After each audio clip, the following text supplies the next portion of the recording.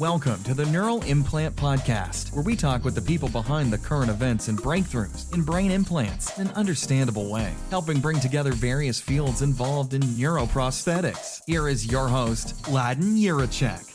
Hello, everyone, and welcome to the Neural Implant Podcast. Today's guest is Dr. Christine Schmidt. And it's funny because, some of the people that are often closest to you take the longest to get on the show and to interview and everything like this. She's actually at the University of Florida, professor here, used to be the department chair in biomedical engineering. And yeah, but it's kind of funny, just down the street, and it's been like 5 years. And I'm just like, you know what, we need to finally have her because she's very much into the soft tissue, regenerative neuro space, and has spun off some companies, has licensed some companies from this. So, Dr. Schmidt, do you want to introduce yourself better than I just did? You did a fantastic job. But yes, hello, I'm Christine Schmidt, and University of Florida faculty member and former department chair. And I love entrepreneurial work and doing work in the space of neural tissue engineering. Excellent. So yeah, let's talk about neurotissue engineering. What does it mean? What is different maybe from other types of tissue engineering? And what is tissue engineering? Okay, wow, lots of broad questions. So tissue engineering is really the application of more natural approaches to helping the body to repair itself versus using artificial devices. And so that may be like trying to find ways of trying to heal different tissues, using more of a chemistry approach, maybe using more biomaterials that are going to help augment and stimulate tissues to repair themselves. So tissue engineering really is a natural approach to helping the body heal itself. And sometimes we need to provide, materials that will help replace tissues as well. But again, it's a much more natural approach versus just a synthetic piece of, device or a metal hip implant or something like that. It may be something more natural that you put into the body, but then it helps the body to regenerate, or it integrates with the body and becomes a much more natural replacement, a natural component of the body. So it typically involves a lot of chemistry, involves a lot of biomaterials, and a much more biological understanding of the body. And neural tissue engineering is really just tissue engineering applied to the nervous system. So in our area, we are focused on trying to help both peripheral nerves as well as spinal cord tissue repair itself after it's injured. So peripheral nerve is those nerves that are outside the brain and spinal cord. So those would be nerves in your hands, your face, your legs, those types of peripheral nerves in the periphery of your body. And those can be injured from, cuts. They can be injured from, any kind of trauma, such as an automobile accident, or they may be injured from, something like cancer, or a doctor may injure a peripheral nerve just in the process of doing surgery somewhere else in the body. Oftentimes a nerve is just damaged in the process of trying to repair something else in another part of the body. So those nerves, we do a lot of work trying to repair those nerves and provide natural replacements for those nerves when they're damaged. And we also work in spinal cord, and that's a lot more recent, and where we haven't had most of our clinical success has been in the peripheral nerve space, but we're working on also spinal cord injury repair as well, with the hope that we can get something into the clinic in the future. And that's sort of my next phase of my life, is focusing on spinal cord injury repair. And I think we all know about spinal cord injury and how devastating that is to people, but trying to find biomaterial and therapeutic options where we can help people regain some sort of mobility or some sort of control over their body when they've lost that because of spinal cord injury. Yeah, that's very interesting. Yeah, I know that you guys have built these kind of scaffolds that are very natural or very biomimetic, and even use sometimes, biology. So it's almost, I know, I think in like New York Harbor or something, they started like putting in the old streetcars into the water so the fish would have like a home, almost like a coral reef or something like this. So this kind of reminds me of that. Is like you're kind of putting this streetcar in the ocean, and creating a coral reef for the body to build off of. Oh, wow. That's actually a really beautiful comparison. So, although we're not a streetcar, but yes. So yeah, that's exactly what we're doing. We're trying to create scaffolds, and that can be sort of these templates for the body to repair themselves and to sort of grow around, and ultimately to become your natural tissue and to integrate it as part of the natural tissue. Yeah. So, okay, so let's talk about how you got into this. And I heard from another talk actually that you were discouraged from pursuing this. Okay. So how I got into which aspect? Just into the field itself or into clinical translation? Yeah, both, I guess. Okay. Yeah, the field itself is just because I just had I've loved chemistry and math. So I just naturally sort of aligned with, the biomedical engineering space. And, tissue engineering itself has a lot of chemistry. And so I just sort of aligned with that space and then, fell in love with the nervous system in general. I mean, the nervous system is so amazingly complex and it controls everything, right? I mean, without our nervous system, we could do nothing. So our nervous system controls everything. So that was just fascinating to me and how we can help to repair the nervous system. And then as a faculty member, so like that's what sort of got me interested as a student. And then as a faculty member working in this space, we were doing work in, trying to find things that would have clinical application. And so fortunately had a student like yourself who's very entrepreneurial. And I think that doesn't come along every day. And I think those are some of our most special students. And so he was very entrepreneurial and wanted to do something that had much more of an actual impact on patients, a direct impact on patients. And so that's where we, were able to develop our first set of scaffolds that had the actual clinical potential. And in doing this as a faculty member, other faculty, like you said, you'd mentioned, were discouraging.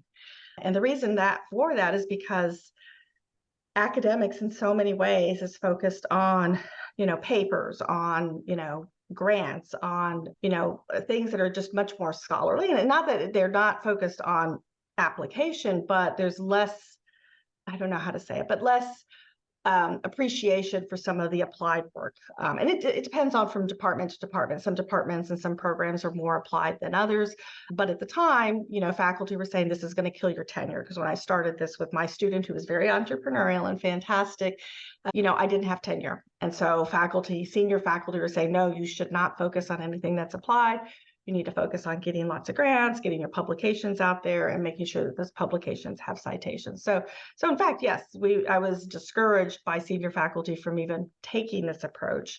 And so, but my student and I were like, wait a second, there's nothing out there helping patients. And this seems like such an area where there's a hole where we can actually fill that hole, make an impact, and be able to provide scaffolds for patients who have peripheral nerve deficits. So somebody who, again, has maybe a cut on their hand, and be able to provide something that's going to be able to put, that we can put in there, and that scaffold provide the template to help those nerves regenerate so that they can regain motor function in their hands and sensory function in their hands. So yeah, I guess I got into this space because of my love for chemistry, my love for math, my love for just, I fell in love with the nervous system later, but just learning how, immensely complicated it is, but how important it is. And then, having fantastic students and having an entrepreneurial spirit is so important in this space. Cool. So your tenure would be at risk because maybe that PhD student wouldn't be publishing papers, but instead be working on something that would not be published. And so you're not having the output. But did you still get the tenure? How did you manage that? How were you able to push through that? Oh, great question. So yes, I did manage it. And so tenure is often, they want to see students obviously publishing lots of things. A lot of times if you're working on work that is possibly commercializable and has intellectual property associated with it, you can still publish, but it's got a different timeline for publication because you need to make sure that those, invention disclosures take place. So there's maybe less of a focus on the publication and more focus on, protecting the technology, but not only protecting the technology, we did a lot of proof of concept, which sometimes is not as easily publishable. So yes, there was concern that the student may not be able to get as many publications out, but in his mind, he wanted to go into industry and he was very entrepreneurial. And so that was fine with him. He wanted the experience of being able to take something and be able to create sort of proof of concept and, have this technology, make it into the clinic. So from his mind, that was fine. I think it was more from the concern of the faculty that he would not get enough publications out, but it was also from the standpoint of faculty. Faculty, when they go up for tenure, are graded in a sense on how many publications they have and how many grants they have and how well cited those publications are. And it's just sometimes a lot of the, what I would consider sexier work, a lot of the very advanced, highly intellectual work tends to get cited more. So, and things that are applied and work that's more applied tends not to be as cited as well. And the reason is just it tends to be, I don't know how to say it, not as exciting. So what we were working on was coming up with a decellularized version of a peripheral nerve that we could use, create an off-the-shelf therapeutic for people who are in the clinic. And it's fantastic, but it doesn't have as much of the bells and whistles that you might see in, just high level advanced research and have the same citation. So I don't know how to say it, but it may not necessarily have the same appeal and therefore may not necessarily garner the same things that people would like to see at tenure. So I think it was more the faculty saying, look, this is something that, it's great, but you're going to slow yourself down and you may not make tenure. But tenure did happen. So, and I think that was the way the way I did that was just really balancing the type of work we did, making sure that we had work that was more advanced and pushing the envelope forward on like developing new technologies and, sort of having the bells and whistles, as I would call it, but also having some work that was more applied and having that balance. So does that answer your question? No, that's great. That's really good. So did you have like other PhD students that were able to do that, or is that one student that was doing both? Oh, yeah. That poor student, Yeah. making him do everything. That's it. Also Yeah, pick up my dry cleaning. and wash my car. Yeah. So yeah, no. I had a group of, at the time, I had a group of about 5 PhD students. And so there was one student who was very entrepreneurial.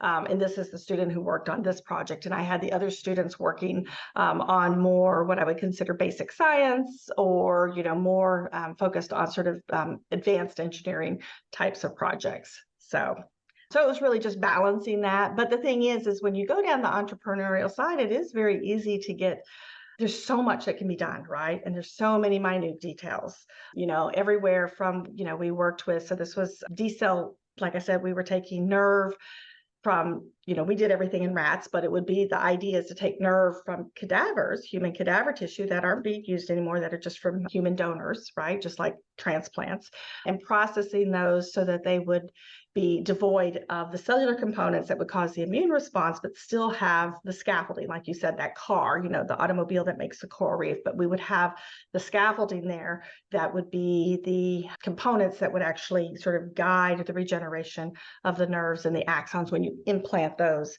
into the body. So, in doing that though, there's just a lot of details. I mean, even though there's a lot of details in terms of getting something into the clinic that are different than advancing the field. So for example, making sure that you dot your I's and cross your T's in terms of just little things like temperature in the room, making sure that you monitor that you're monitoring how each solution is made. There's just a lot of details. And then, things like we worked with Oxygen, which is the company that licensed our technology on, we'd have like meetings on a regular basis, how could this be packaged, right? That's interesting from the standpoint of how are you going to take something that you've created in the lab, now put it into a packaging that you can ship to hospitals and have the nerve still be preserved, the tissue still be preserved for implantation, but it's not something that's scholarly or that you would publish, for example. So there's just a lot of minute details that you can work on that may not necessarily help you in an academic sense, but would certainly help in a commercial sense. And so it was fun. We got to work with Oxygen and, at their initial logo design, So how do you package it? How do you sterilize this material and so forth? So. Okay. So I guess for advice for people who might be, at earlier stages like you were, I guess which one was more useful for you in your career? Which one which one did you like? Which one provided better dividends? In terms of the applied approach versus the much more sort of basic Yeah, science academic or versus academic entrepreneurial. versus, I think it depends on, the personality of the person. So, for me, I had students with different interests. And I think it's nice to be able to have different types of projects that can work with different student personalities. I had, some very entrepreneurial students that enjoyed working, on those sides. And then a lot, later on, I've had other projects that have been much more translatable as well, where I've had entrepreneurial students working on those that are now have startup companies or working in industry. And then I have students who are just much more academically inclined. And so, I think it's good. Personally, I think it's good to have a balance. I've always been a big proponent of about what I call a balanced portfolio, and having both, something that's more academically, aligned and something that's a little bit more applied as well. And again, that caters to students of different interests, but it also helps to provide a portfolio that all the students can see sort of the ecosystem, because it's really important to understand that you can't have the application without the basic science or the academic components. And, the academic components are great, but it doesn't really mean much unless we get it out into the real world and have it, at some point commercially viable. And so I think it's really good for, when I have my group meetings and my lab come together, that they see the full spectrum of what it takes, to run a lab and to basically have this biomedical ecosystem where you have the discovery and then you have the implementation of the discovery. Okay. So I like both, and that's just, I tend to, maybe I don't know, ADHD in that sense or something, just can't focus on one thing. But I mean, I like both aspects, but I think it's important.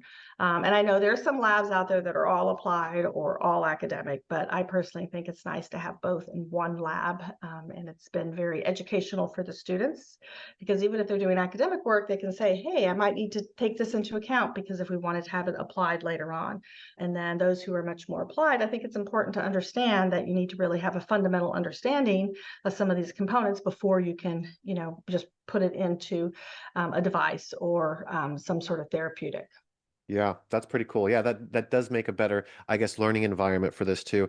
Do you Mm-hmm. want to talk about how was your technology licensed? I understand it was pretty serendipitous, and I guess what stage was Oxygen at? I mean, if you're helping design the logo, maybe they didn't have so much of an identity at that point. So yeah, Oxygen was still in its very initial stages, and I didn't know who they were. So they were in Florida, and I was at Texas at the time. And they, we had published our work. So first of all, we had, disclosed the intellectual property through our Office of Technology Commercialization. Then we published our work. Oxygen, because they were so an early stage, they had licensed and worked with a faculty member at UF already on different ways of processing nerve or they had an enzyme, I guess they had licensed an enzyme technology for processing nerve to help facilitate nerve regeneration, but they didn't really have a good approach for the initial decellularization, right? So they were still at the stage of exploring that and trying to figure out how in-house they were going to do decellularization so they can make it a commercial product. So they were still at early stages.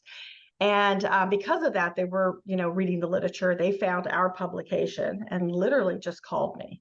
They literally just picked up the phone, called me and said, we read your paper. We're very interested in this. Is this something that you have intellectual property protected for? Which is important, because if it wasn't, then, it makes it a little harder for them to operate and do what they need to do. And so they simply contacted me. They came out for a visit, and we talked and showed them our labs, and they spoke with our Office of Technology Commercialization.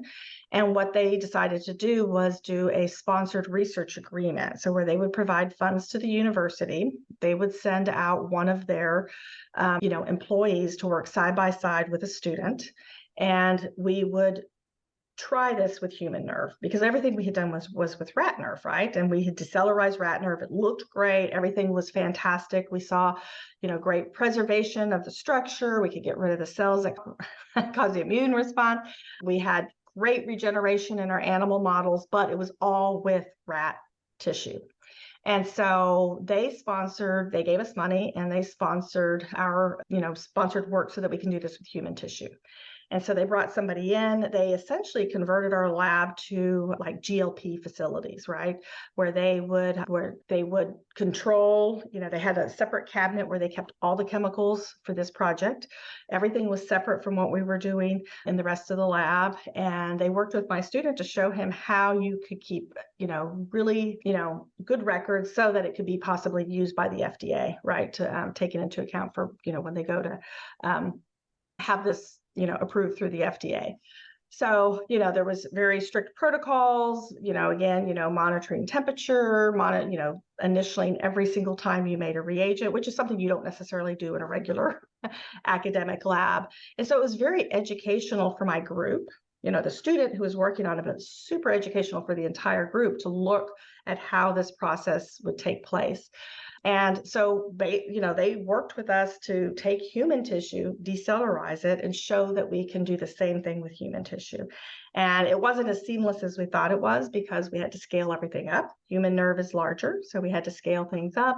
The human nerve was treated differently than rat nerve. So with rat nerve, we would pop it right out of the rat and do the decellularization. But in humans, it has to go through a quarantine period because it's, basically it has to be tested for pathogens. It's frozen during that process, which is something we didn't do with the rat tissue. So there were a lot of other steps that we had to take into account when it was translated to human tissue. And so that was a really interesting process. It was a really educational process for my entire team to see these are some of the considerations, you have to take into account if you're translating something to patients. And it was just fantastic to work with Oxygen. They were phenomenal. So we really enjoyed working them. And I'm still friends with the person, Jerry Chang, who had come out and worked in our lab side by side with our team. So That's really cool.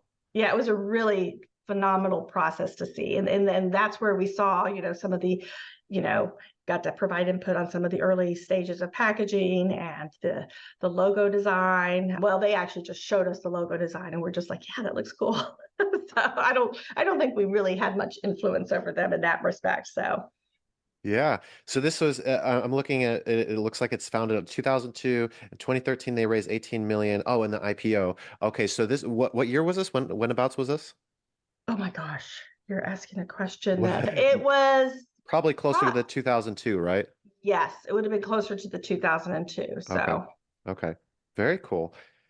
Yeah, great. This sounds like a lot of fun. And then you have another company. So that one you licensed it to. So that's basically, you have an agreement with they're using their technology. But you have another company, Alafare Biosciences, and that one's more kind of a spin-off. So you're much more closely involved in that. Do you want to talk about that? Sure thing. So Alafare is a company that's a startup company in Austin, Texas. And again, this is when I was faculty member at the University of Texas at Austin, shortly before coming to the University of Florida. And so there I had a student who was really inquisitive and it's interesting. I think this is such an interesting story because the student who was initially working on some of the work that led to this company was not entrepreneurial. So what he was very basic science oriented, but very just had a lot of ideas. And so we'd always wanted to have ways that we could create microarchitecture and structure within scaffolds because it turns out that cells in general like microarchitecture. They like to have structure to help guide them, right? And so we had worked a lot with different types of materials. One of them was a hyaluronic acid-based hydrogel, and hyaluronic acid is just sort of a very gooey type of sugar molecule that's found ubiquitously throughout the body, but it plays a vital role in wound healing and is basically used by your body as a regulator of wound healing and how the body repairs itself.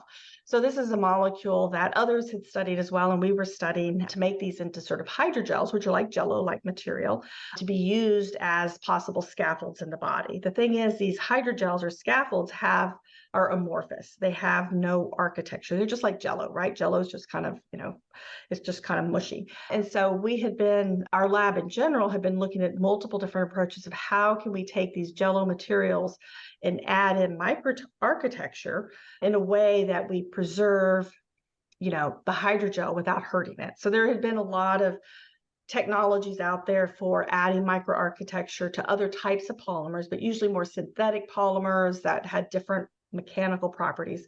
The material's hyaluronic acid is natural based, it's a sugar molecule, and it's much more sort of, I would say, soft.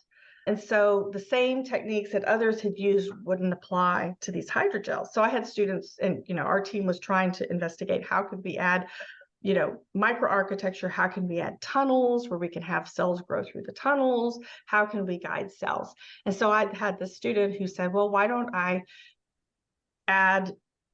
just crystallize molecules in there inside the hydrogel and then cross-link the hydrogel around these crystals and rinse out the crystals. And so he was real basic science. He looked at how he could create soap films inside of hydrogels. He did a lot of really neat basic science. And so he figured out a way to crystallize molecules inside these hydrogels, lock the hydrogel around it, and then rinse out the crystals to leave these gorgeous, he was creating all these gorgeous images of beautiful hydrogels that had these intricate, interconnected crystal-like structures inside them. And again, we rinse out the crystals, so these are pathways that cells can grow. And so he just did this as basic science. But I said, Scott, these are really neat things. And, of course, we want to add microarchitecture. So we started shopping these around to different venture capital with the whole goal of being able to guide cells. And we spent so much time trying to just see if anybody was interested in these from a tissue engineering standpoint of, can we use these scaffolds for guiding cells to grow, and got nowhere. So we just sort of, in a sense, started to give up. And then I brought in another student, Sarah Mays, and she was much more applied and entrepreneurial. With Scott, I basically had to sort of pull him to want to sort of explore possible applications because he was very just interested in the basic science. And then she came in and she was much more applied and very entrepreneurial spirited. And the two of them, it was almost like night and day, but they worked so well together. His basic science, her wanting to apply it. And it was bringing those two together that really pushed this to the next level. And what we found is that, Sarah realized that, we were trying to guide cells, but what she found is that by creating these interconnected porous networks, those could be pathways for cells, but in and of themselves, they created these interesting mechanical properties within the hydrogels. Something different that we weren't looking at, that they created sort of, pliable pliability, stretchability, better mechanical properties, and created, we could create films of these that had these really neat properties. So, Scott had moved on to a postdoc at this point in time. So Sarah and I went and shopped this around. Now we went to clinicians. Instead of going to venture capital, we went to clinicians and said, okay, is this something that could be useful? And that's when we partnered with Dan Peterson, who was a neurosurgeon. And he he basically said, yes, this would be fantastic. If we could have stretchable films, and hyaluronic acid is not inherently adhesive, so it doesn't promote cells to adhere to it unless you add certain molecules to make cells adhere. He said, having something that's non-adhesive and stretchable could be fantastic for preventing adhesions. So what he found is that when he would do back surgeries, that, after the back surgeries or brain surgeries, they would get what's called scarring, at the surgery site. And this was detrimental. It would cause a lot more mobility issues, like they couldn't move, they had limited mobility, it caused a lot of pain, and you have to go in and do a lot of resurgeries. And we found that in this process of talking to him about these post-operative adhesions, that this happens in a lot of surgical cases. So shoulder surgery, abdominal surgery, other types of surgeries, after the surgeries, you get these post-operative adhesions forming that limit mobility, cause a lot of chronic pain, and lead to a lot of surgeries and super expensive. So we went down this pathway with Sarah at the helm because she's very entrepreneurial, as well as Dr. Peterson, who was our clinical partner, commercializing these films that would basically prevent post-operative adhesions. And that led to the formation of the company Alafare. And so, this was interesting because, we had, it was just very different because I had to work on, how do I have Sarah in the lab who is, working kind of for the company, but still a student, protect her as a student so that she's not, there was a lot of work in terms of protecting the student. When it's a license, it's easy because you just license the technology to somebody else. But when it's a company that you're forming and you have a role both in the company as well as in the academic institution, you have a lot more sort of rules and regulations you have to sort of navigate to make sure that you're not doing anything that hurts one or the other, right? Predominantly don't hurt the university in any way, or the student, and protecting the student's rights. So it was a little bit more challenging in that respect, because we had to undergo those rules and regulations. We had a lot of challenges with, just challenges with finding out that we needed to come up with a different way of sterilizing these materials. And then we found out that sterilization process degraded some of the material, and that changed the properties of the material. So we had to go back and retool the materials. But it was a fascinating project. And the other nice thing is that our clinical collaborator, Dr. Dan Peterson, he literally came into the lab with Sarah side by side on the bench, and she would make a formulation and he would feel it. And he'd say, no, this is not going to work. This is something that a surgeon would never be able to work with. And so he gave the real-time feedback of what it would take and what the material should feel like for a surgeon to be able to use it. And so, so that led to Alafare and their product VersaWrap, which is being used in back surgeries. It's being used in tendon surgeries. It's being used in other types of surgeries to prevent these unwanted postoperative adhesions. And now I think they're up to 12,000 patient implants at this point. So just, we had gotten the company formed. We had done, our initial, all of our initial animal studies, and, we were on our way to getting a product out there when I moved to the University of Florida. So it was a tricky time. We had just gotten in an SBIR phase 1, phase 2 fast track grant proposal from the NIH. And so I left that behind for that team to be able to work on when I moved to the University of Florida to be the department chair. So Sarah basically took over at that point in time, had to get her graduated, right? So get her PhD, and then she's been with the company since then. And she graduated back in 2012. And so it's been over 11 years that she's been heading this up, and she's done so phenomenally well in pushing this, really literally from bench to bedside. And it's been her passion, and she's phenomenal.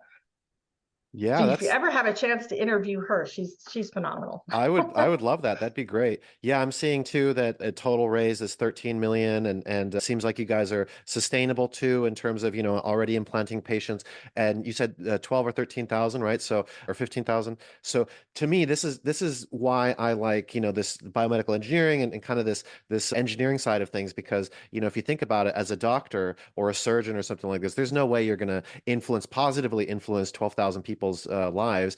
But, in this way you can with a company, and this is just early days too. It's like it could be hundreds of thousands, millions of people in the future, so you can have a much more positive impact that would literally be impossible as a surgeon.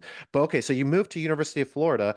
Why did you do that? And then you became eventually department chair. What does that mean? And like, why did you do that?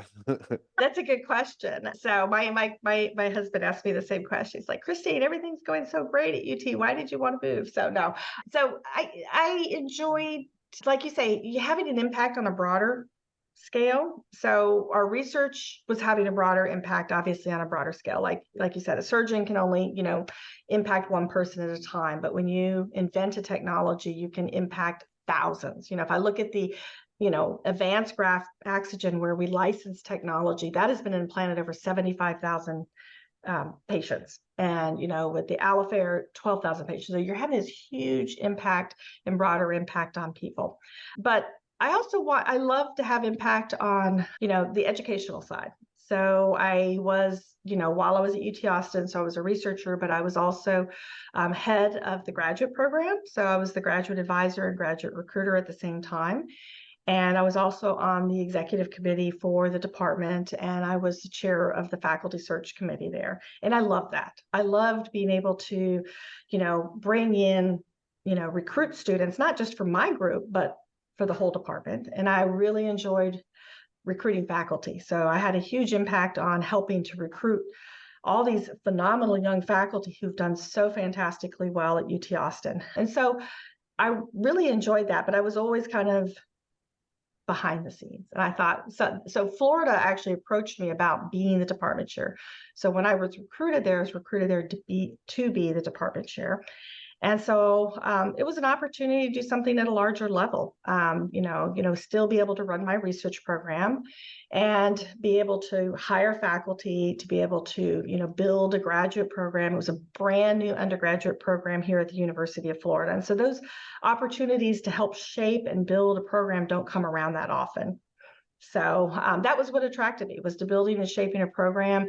Also, the research here at the University of Florida just aligned perfectly. There's such a strong neural component. So I was like, this is kind of made for me, right? So I could do the administrative work, have this opportunity. I ended up being able to hire 22 faculty during this time. Where do you have that? I mean, that's hard to do anywhere, right? And so be able to have the opportunity to hire 22 faculty and essentially just shape this department.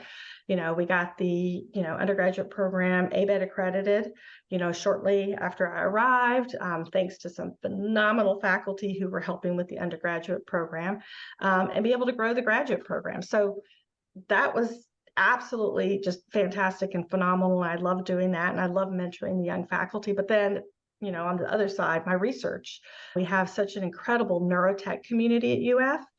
I mean, wow. I mean, the faculty that are working here, I was able to recruit Kevin Otto, Dr. Otto. He's fantastic. Jack Judy arrived just at the time that I was arriving. We arrived almost at the same time. That's phenomenal. But just the other, just the whole comprehensive ecosystem in neuro is fantastic. And so those two things were like together made this beautiful package for me wanting to move here. So Yeah, that's really interesting, and yeah, you can make a big impact with that. So were you immediately department chair, or was that something that you were thinking about later, or okay? So I came in as department chair, Okay. and that is very hard to do. So anybody considering that, it's hard to move your entire lab and move into being department chair. But so yeah. And then I was department chair for basically 10 and a half years. 10.5 years. Wow. And so because there's a lot of administrative stuff, as you were mentioning, you have to hire people, so you have to vet them. But at the same time, you're also doing grants and running research and everything like this. So it's almost like a double job, right? Usually you eliminate one of them, right? Yes. Well, the one thing that did go, and family can't go. So I'm a big believer that your family comes first. And so family can't go. Obviously the administrative work and the research were top priority. The one thing that did go that I missed a lot was teaching. So I didn't do actual formal teaching as department chair, when I was at UT Austin, I did a lot of teaching, and I love teaching. So I love being in the classroom and teaching. So I'll have the opportunity to get back to that soon. So that'll be fun. But that is the one thing that went, was the teaching. That even though I loved it, it's just you can't do everything, right? Yeah, for sure. Well, Dr. Schmidt, I think this is great. I mean, I feel like I could talk to you like I could talk to you for hours. This is very interesting to me, but maybe if the audience likes it, maybe the audience can reach out to me and tell me like, hey, we want more Dr. Schmidt, and we can have you on again. And hopefully by then you'll have some other projects, be like, oh, I did another company or whatever. So, Dr. Schmidt, is there anything that we didn't talk about that you wanted to mention? No, I mean, I guess my last legacy is I'm hoping I can get something clinically translated for spinal cord injury repair. So, and that's what we're working on now. So it's still in the, research phase, but hoping that we can maybe make an impact there and help patients there. Excellent. Excellent. Okay. Well, thank you so much for coming on. Well, thank you, Laden. It was good. Hope you enjoyed the show and were able to learn something new, bringing together different fields in novel ways. Until next time on the Neural Implant Podcast.